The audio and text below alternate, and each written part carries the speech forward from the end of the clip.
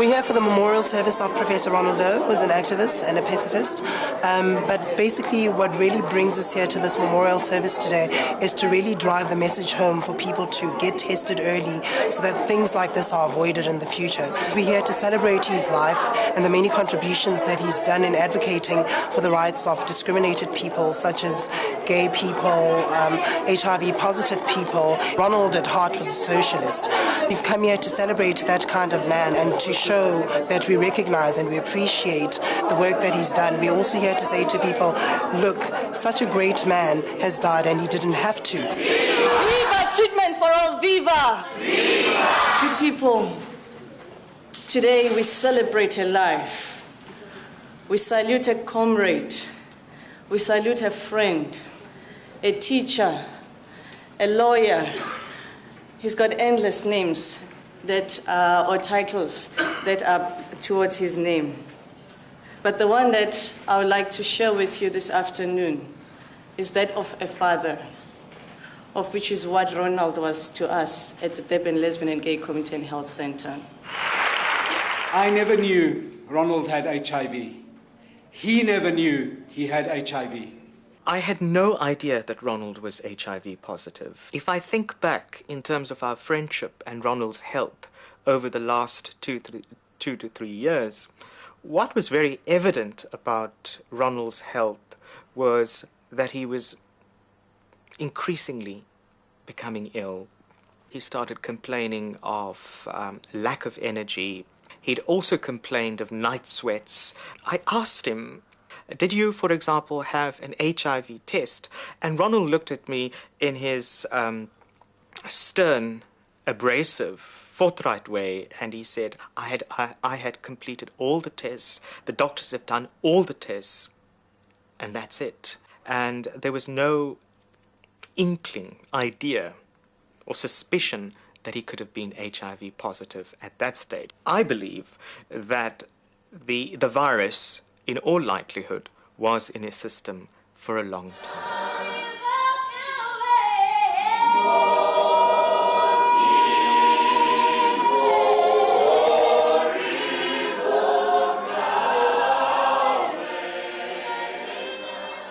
When I saw him in 2004, I said, Ronald, you're losing weight.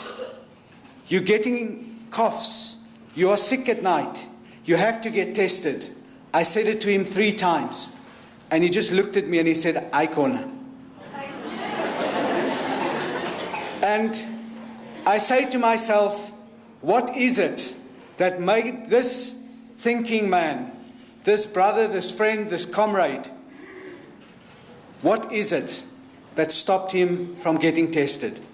I think there are many reasons. I think, Ronald's life and ultimate death and inability to confront the virus, that in as much as one may be out there, as Ronald was, as a public figure, promoting issues around prevention, treatment literacy, etc., that it was fine to do it in terms of the lives of other people, but an inability to confront the realities in one's own life. Ronald took care of all of us, but he didn't take the time to take care of himself. And the message that every one of us have to take out is that you have to take care of yourself. MC, Vasu, Trish, Libby, Philip, Nathan, Spongile, all Ronald's comrades, friends, colleagues, you have to get tested. You have to get treated. I think the first point for me about Ronald's life post-HIV is his acknowledgement that I'm now HIV positive, and I think at some level, as late as it was, we transcend the denialism.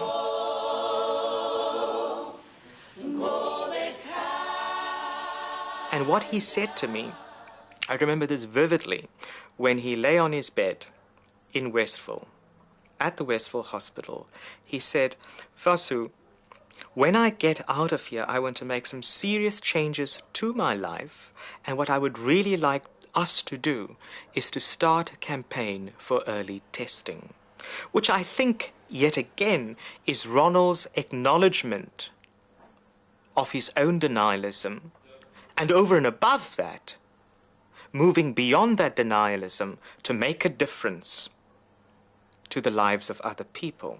And I think a campaign for early testing is an important lesson we learn from Ronald's life.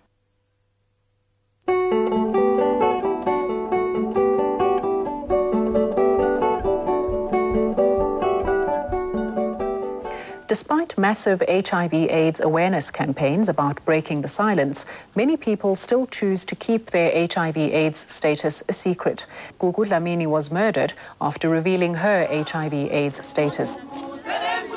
I represent the National Coalition for Gay and Lesbian Equality on the Gugu Dlamini Action Alliance to ensure the prosecution of the murderers of Gugu Dlamini. The HIV/AIDS issue needs to become a human rights issue.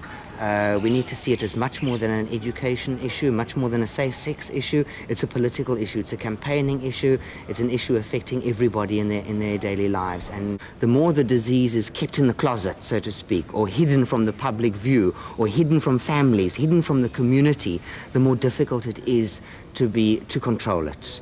I don't think people realize that they are working with people who may be infected with the HIV virus or may have AIDS. They may not realize that people in their own families have HIV or AIDS. Queers, comrades, fellow Africans and fellow citizens of the globe, we come to the most exciting part of the proceedings, and that's the resolution. I think my sort of political awareness really developed in the later part of university, and shortly after there I became involved in the Factory Youth movement. And of course that was the time of the mass democratic movement and a lot of activism at the time. I was quite religious, and I was involved in a particularly politically oriented church, the Rondebosch Congregational Church, who also were giving a lot of support to conscientious objectors, and that was an issue that I was dealing with at the time as well. And I think I sort of cut my teeth both on the Cape Flats and in the Rondebosch Church, which are sort of quite disparate parts of the struggle, but I think taught me different perspectives as well.